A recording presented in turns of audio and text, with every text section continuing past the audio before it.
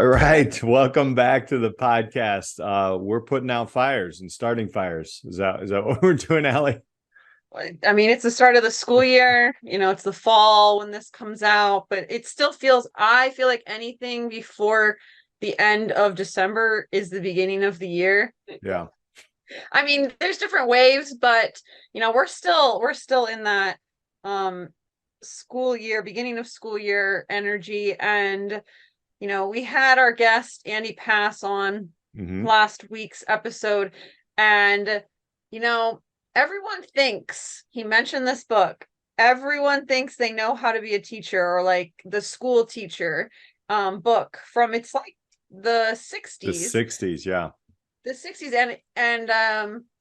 And so I just, we were talking right before we recorded, Peter, and I think you have some thoughts around maybe what are some things people don't know about teaching that are your current reality. Yeah. Man, it could be administrator, it could be teaching or whatever. So my current reality right now is there's an expansion going on. It's not even an expansion, it's not expanding, it's like building on the inside. What is there a term for that? Well, in Impansion? in In I don't know. expanding. Expanding. So we have no more room on the outside of our school to like kind of expand, right? Here in the Chicago suburbs.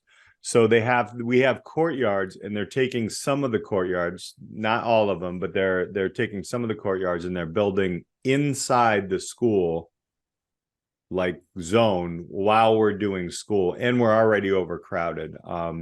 So I every morning I say a prayer for my principal, because if he's not drinking bourbon every night, like this guy is like, just they have to do pieces constantly of the building as it goes through. So we have to move. Like, it's when you talk about a fluid school, it is a fluid school. There are a lot of roadblocks in the school where you can't go. There's one ways, and again, moving around that. So that's one. And then we changed our grading system. So grading systems, with what we do is it's basically like an LMS for grades, a learning management system. I mean, we use Canvas and those for the students, but it's also our finance stuff. It's also how we get paid. It's how we put in time off. It's how you communicate with students. And it is we're early on the new, well, I'll just put it out there, it's a new Skyward, right? It's called Q, or I can't even, qualitative or something like that.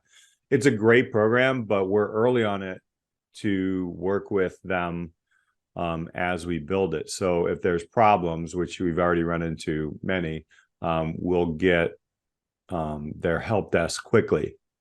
So those are the two main things going on. And there's a shortage. I mean, we have a shortage of not so much teachers yet, which I'll say yet, but we have a shortage of people who assist, right? So anywhere from, people working in the school doing some cleaning, or I don't like to call them paraprofessionals, but that's what they do around here. They're aides, and really great people to have around to help, our client or our student, and there's not enough. So yeah, that's it.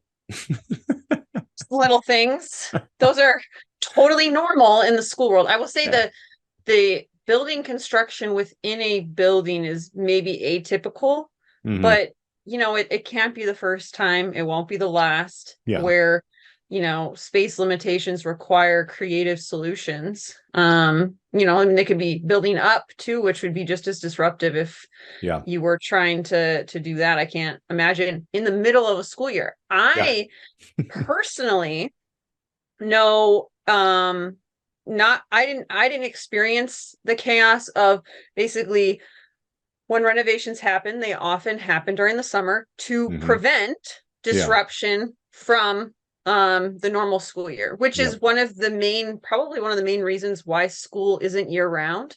Right. So that the buildings can be like updated and maintained and all of that. At least that's one of the arguments I've heard. Well, I have heard of entire science departments where, you have to pack up everything, and like including a whole chemical storeroom and all these equipment and get it boxed up like at 3 p.m. on the last day of school, right? So you're like trying to ramp finish, the school year and finals and grading, and they're like, no, we are starting construction immediately following the last bell. And the chaos, like, it's just people like running down the hallways, like going back for stuff because they're like going to demo it. Some wild stories Yeah. happen this school year, and you just have to be prepared for anything. It honestly, the construction company that we're working with is an amazing company. They don't have everybody in there. This contractor has a team, and I would say of about maybe 24, and they are on, and they work quick. They do, and they communicate constantly.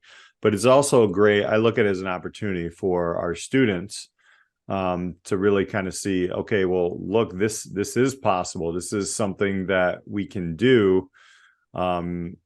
Yet, we did have to do that. A lot of our teachers did have to move stuff out of their classroom last year. But in the end, it's a dance. It's an amazing dance. It's so they did the demo in the summer, and now they're building. So they have to, and it's 2 stories on the side of a 2-story. And it's pretty, I'll be honest, like I never thought I'd do, like I've seen additions and such like on schools before, but I've never imagined I'd teach in an environment like this. And it's kind of interesting. It's kind of fun. It's frustrating because it's a change, but I like it. So Brings a new meaning to the Disrupt Education podcast. Right. Like a new layer to it. Oh my gosh.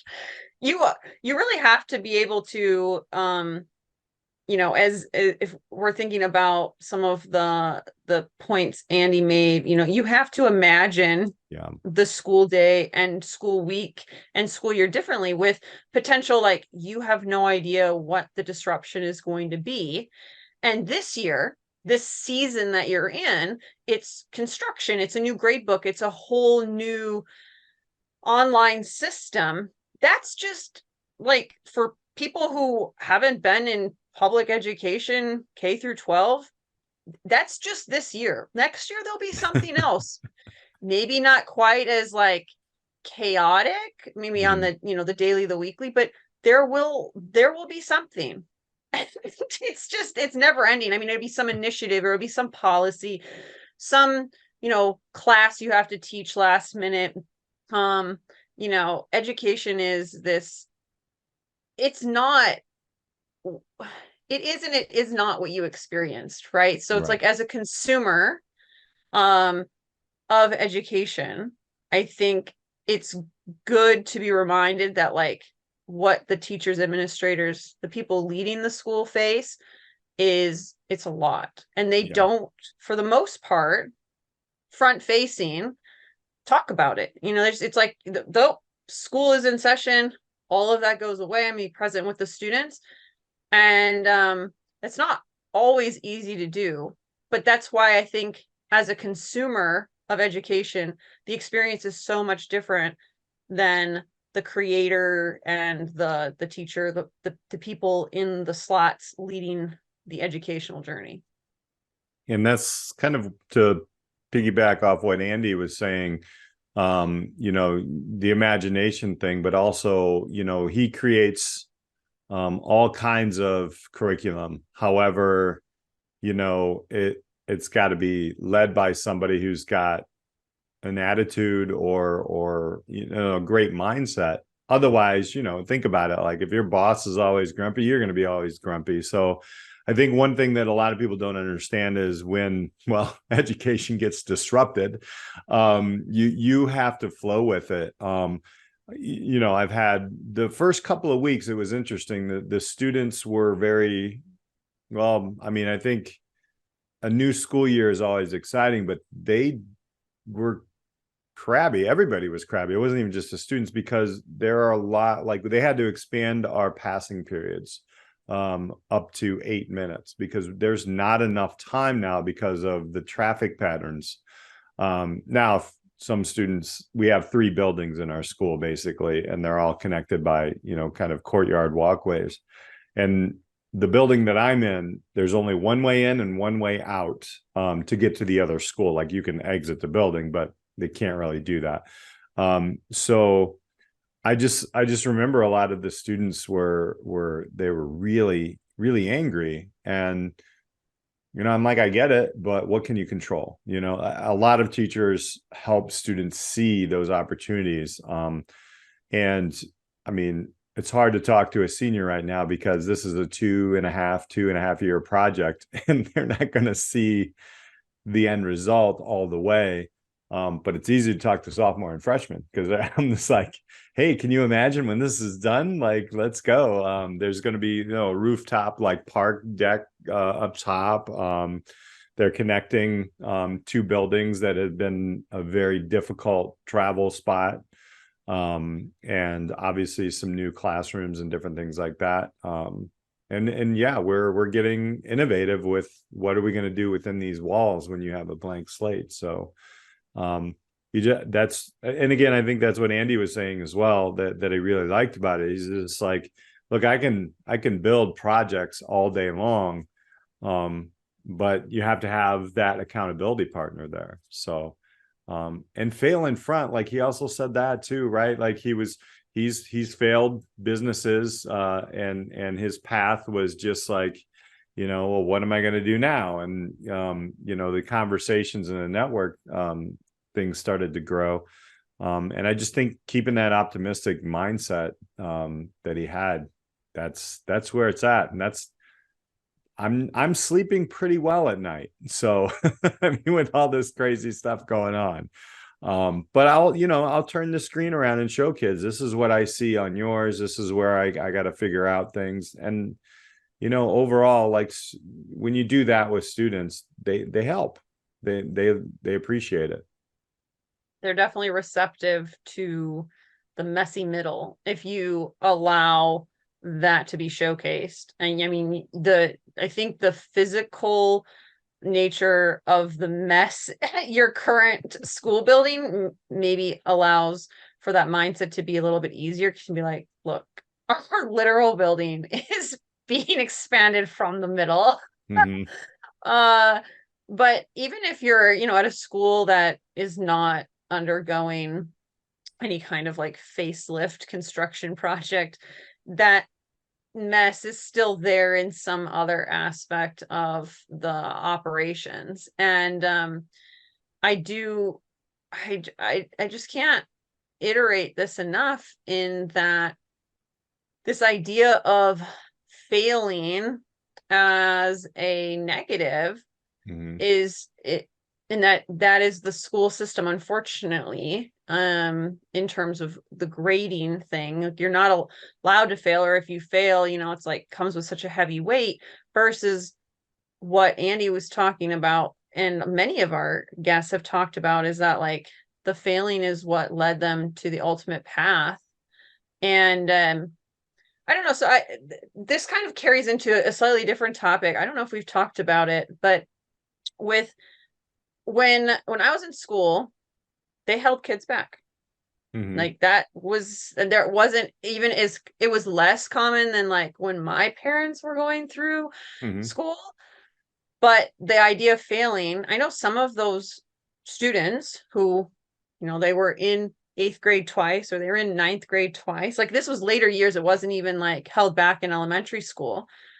They are still successful adults, but the idea of repeating something, when I was teaching, that never happened. I can't think of a single student that got held back or had to repeat a grade at any level for any reason. And I really wonder what that might, like, why that is off the table. In like, I mean, it's probably not off the table in like every state, every school district, etc. but the culture shift there, it's interesting to me. And I don't know if it's a good thing or a bad thing, but it is an interesting thing to, I don't know that people are talking about it or even know. If Right. you're not in the school system, what's your thoughts on that? Well, I do know, like when I was growing up, especially elementary school, kindergarten and first grade was where most students were held back. And usually it was an age thing, a maturity thing. I don't really remember anybody being held back another year after that. Maybe that happened. I do have friends who are my age. Now I'm like right in the middle of two classes, right? When I was born in August. I graduated when I was 17. So I could have been class of 91. I was class of 90. I have friends who are class of 91 who are older than me. A few of them been held back. That's the term. I don't, want to offend anybody, but like that's what it was. And they're doing fine. I mean, six-figure jobs. One of them's in transportation, one of them's in golf course, doing some stuff in that capacity. As far as high school, I have seen here in Illinois what they call a super senior, right? If you didn't hit the graduation requirements, you'd either have to come back summertime if those courses were offered, or you'd have to come back at least a semester or even a year. Most kids got it done in a semester if they came back, or they would have to, drop and do their GED somewhere else. There's a whole lot there. We could almost do a whole series on the failing of that, right? Like, I mean, because it really is, I don't know if we're talking two different types of failures here. Are we talking about failure to check the box of academics versus, failing in life and then figuring it, are we failing kids? Let's just say, like I said before, I've had kids who had the keys to their business and they were trusted and they were working really great, got great reviews on their internship courses or whatever. But when it came to a couple of the academic check the boxes, they failed. Is that a failure? I mean, I think it is according to the academic, like you have to go through those loopholes, but do we need to look at the loopholes? Do we need to, not loopholes, the hoops you got to jump through, excuse me. Or do we need to like identify earlier, like if this kid is not going down this path, then we need to do, but I do see your point, right?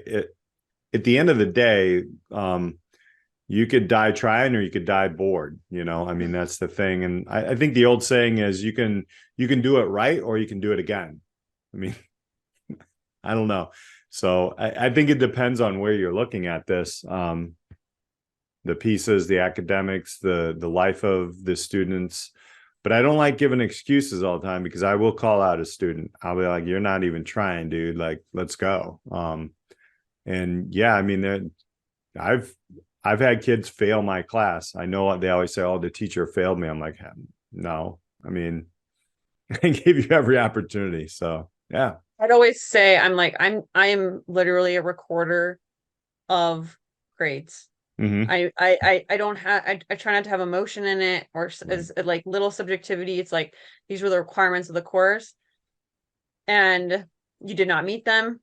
Some of them are not even set by me, like, right, the grading scales and all of that, the curriculum, like we're operating under some constraints.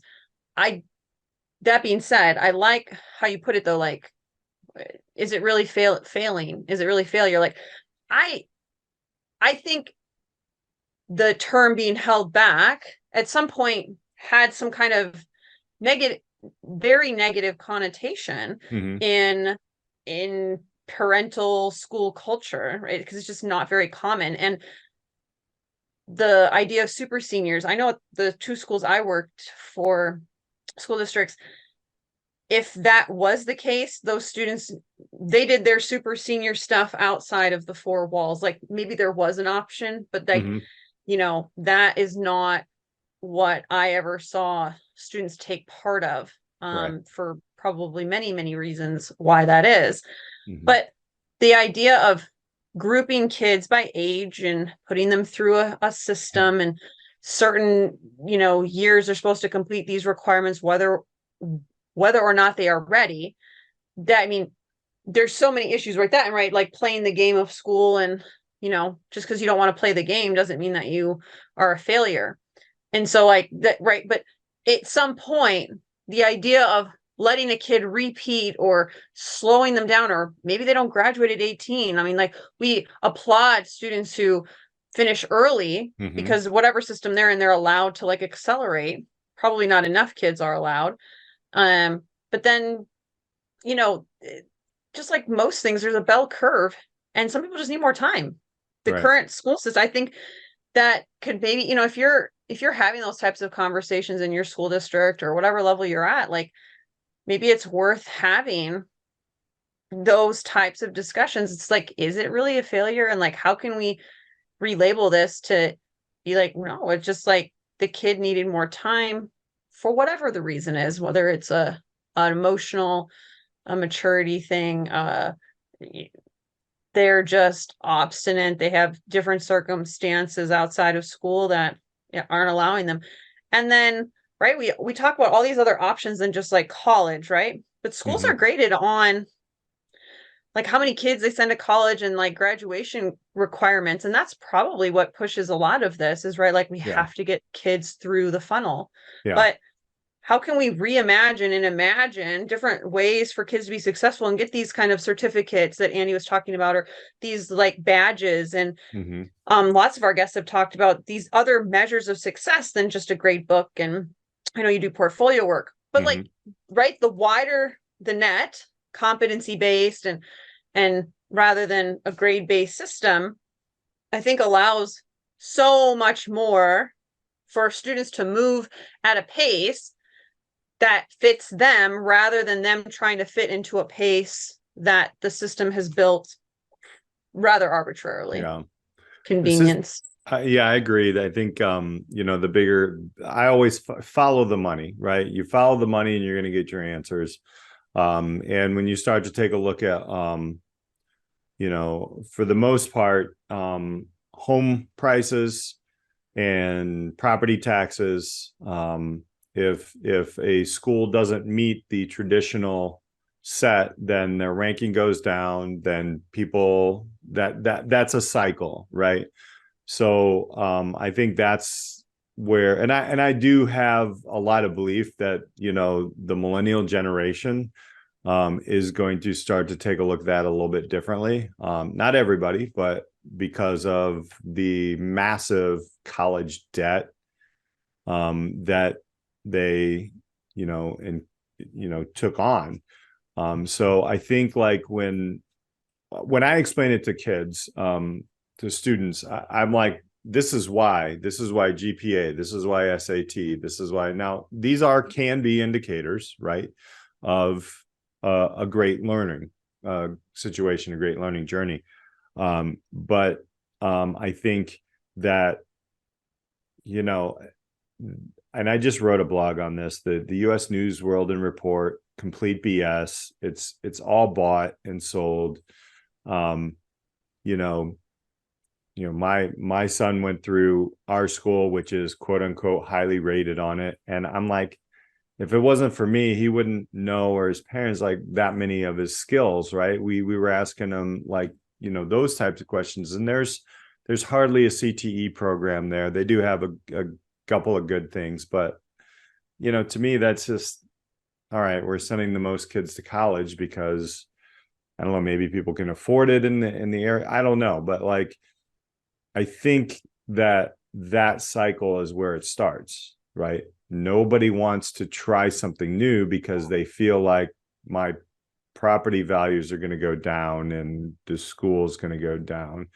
I mean, anybody who's talking traditional will be like, oh, it's got good schools. And then I always ask, well, what does that mean? And guess what they say, Alli? It's a good neighborhood. It's a good They got area. good grade GPAs and their test scores are great. That's all they Oh, say. that's all they say. That's all they say. And it's like, okay, so basically what you're telling me is you have a bunch of rich people hanging around who can give their kids a bunch of tutors that can get to the SAT or ACT. That's really what you're saying. So that makes a good school. That I they don't just think play so. the game really well. 100%. Yeah. Yeah. So That's not very imaginative. not at That's all. pretty very boxed Yeah. and boring, not Mhm. disruptive.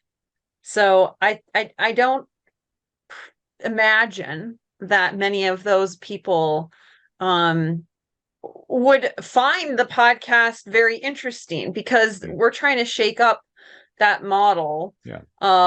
and get more people excited about a non-traditional learning environment that like allows for more creativity and students to be part of like a, a, a building project, right? Like Yeah. yours, and have all the learning. I I don't remember the school that it was. I know it was abroad. I just can't remember if it was what European country it was, but it basically was the students um designing the classroom space. And Mhm. it wasn't just like, oh, we're putting up posters and stuff. Like they were like tearing down walls. They were like doing construction during the school year, not probably at the same level that you are, but like they were integrated in the whole process. And that was like months of the school learning Mhm. environment. They Mhm. would come to school and like work on design and construction and what like I mean electrical stuff. It was incredible. And they were like, this is the most important work that we could do. Think of all the learning that's happening. Yeah. And then the students have created a space that they want. And think of the man, I don't even know what I would feel like as a student, right? Like I know like how much I loved crafting a space as a teacher Yeah. within whatever constraints I had, but imagine doing that at an elementary school age Mhm. with like the amount of personalization and I don't know like the word I'm looking for, but just camaraderie or kind of like uh, joy and achievement you would Right. feel like having created that learning space. 100%. So my last thought is I'm going to use Andy's term imagine because I really like that term. You know, imagine if you come into a school, and I'm going to say a high school, right? And all the furniture is movable in every classroom. It's got maybe a same set or similar set, or depending on what, you know, you need a science lab or you need like maybe some, you know, auto lab or whatever it is. But for the classroom part, you have all this furniture and it's kind of like I would call it like a Minecraft. You walk in every year and it's blank and the kids are like, okay, you're in entrepreneurship right now. This put your seats and everything in the way that you want them right now. Like, let's go, let's build this thing. So I think that is the start of something interesting. And I know there's schools out there that may do that. So what's your Went final all over thought the out of an imagination?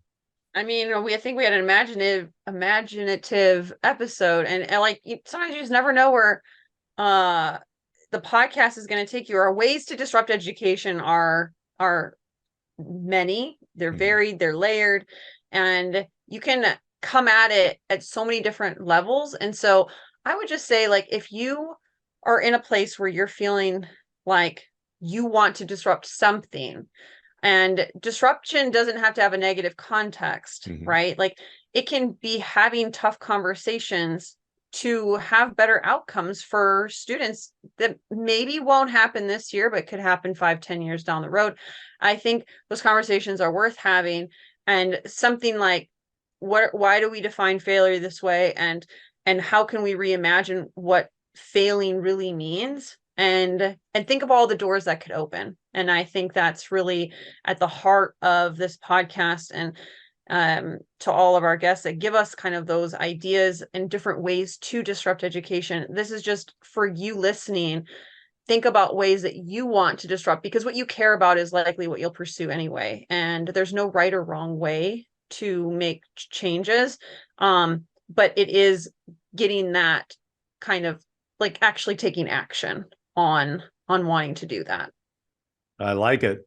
And we have a great guest coming up next on next week's podcast, but we won't say who it is. You'll see it's out there somewhere.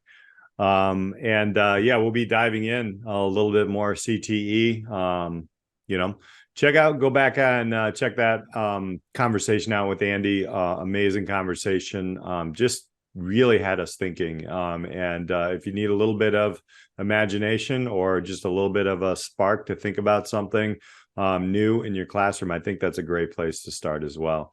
So want to thank everybody for listening. We appreciate you, all the listeners. For Alli Privitt, I'm Peter Hostrawser. Thanks for hanging out with us on Disrupt Education.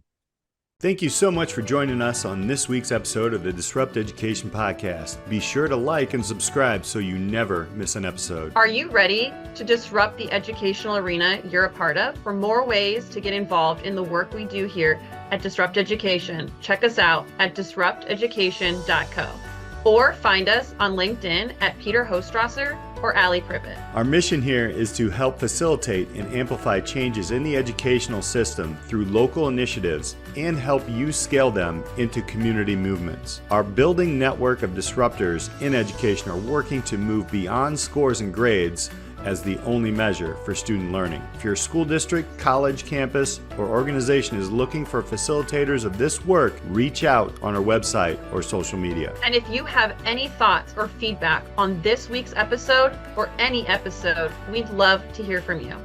Until next time, keep pushing the boundaries, taking risks, and most importantly, disrupting education.